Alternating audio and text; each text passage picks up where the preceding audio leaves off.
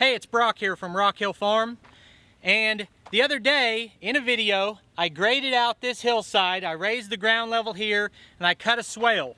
Then in that video I talked about the fact I needed to go buy some grass seed for it, and then just today I came to the realization that I don't need grass seed for this, and I may never buy grass seed again, which is a pretty cool thought with how crazy expensive grass seed has gotten. Right now, at Lowe's, a 40-pound bag is like $100, and I'd probably need 2 of them. Plus, I'd need some straw to put down, and I'd rather not spend that money if I don't have to. Now, I don't want to sound like I'm inventing the wheel here, because this is just common practice that a lot of people do. And I also don't want to make it sound simple and easy, because you have to have some equipment. But I see no reason to ever seed this. So let's jump in the machine and get started.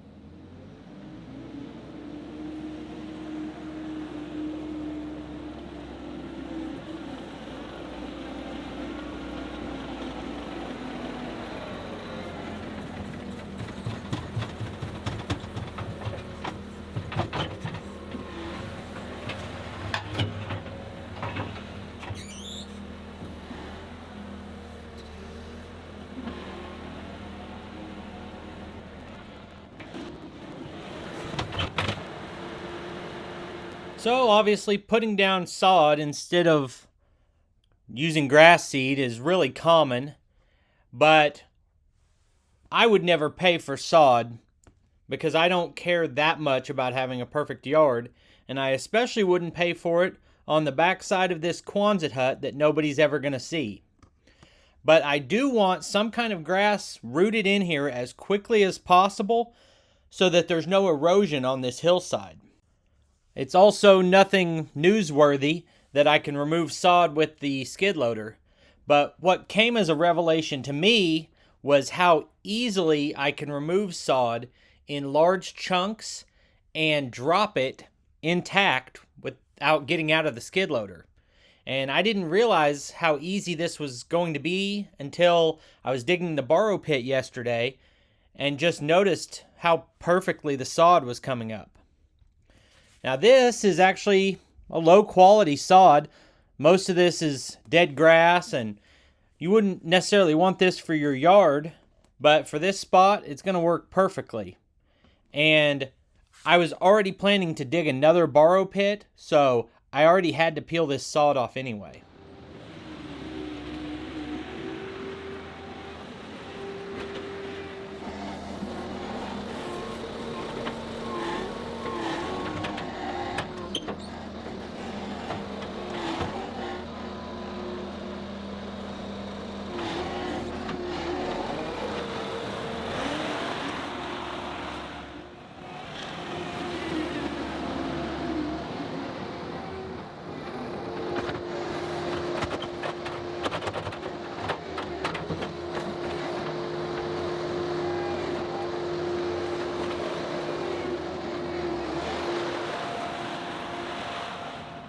Let's jump in here and get the comment of the day.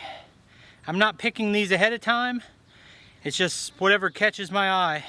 Big Sway 44 or Big Sway 44. I'm guessing that's Big Sway. Sounds like a baller, whatever that is. But he's actually local, kind of my local area.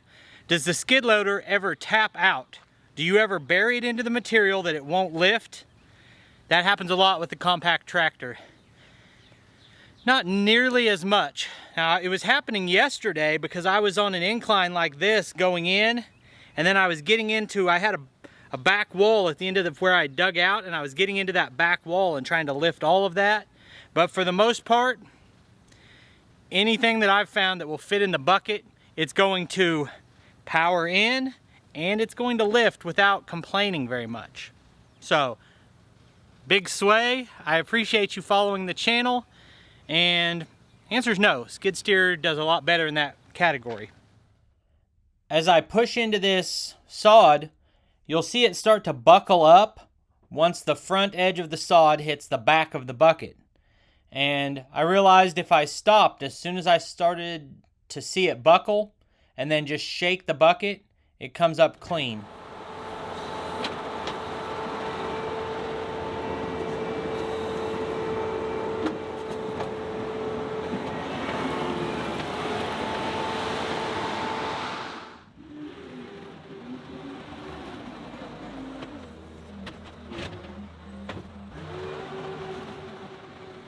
The total width of the area that I want grass to grow on is about 3 or 3.5 bucket widths wide. But as you guys already know, I want a swale in that gap in between these two pieces of sod. And I already have a swale, but it's not quite as pronounced as I'd like it to be. So I decided by putting sod on each side of it, when that all smooths out and kind of loses the definition on the edge of that sod, I think it's just going to give me a little bit deeper swale like I wanted.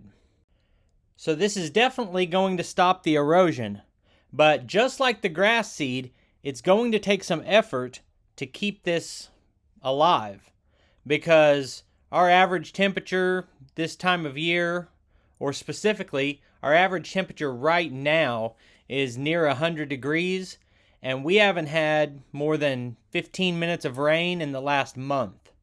So I'm going to have to set a sprinkler up out here and water this twice a day for a little while, I'm guessing.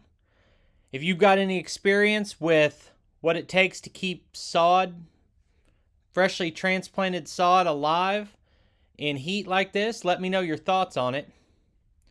Right now you'll see me putting another layer on the top, and that's about where I want this grass area to end. So I put these in long way, and I think it's going to work out really well. All I have to do is transition this a little bit and put in rock for the road up at the top.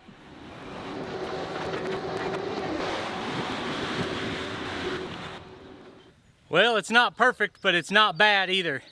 So I've got to get out here and water this. I need to dig a little bit of loose dirt out of the center between the two rows, but I think it's going to do a nice job. I should also run over this back edge up here with the tracks to kind of mash that in and smooth out that transition. Then everything from here up will be crushed rock.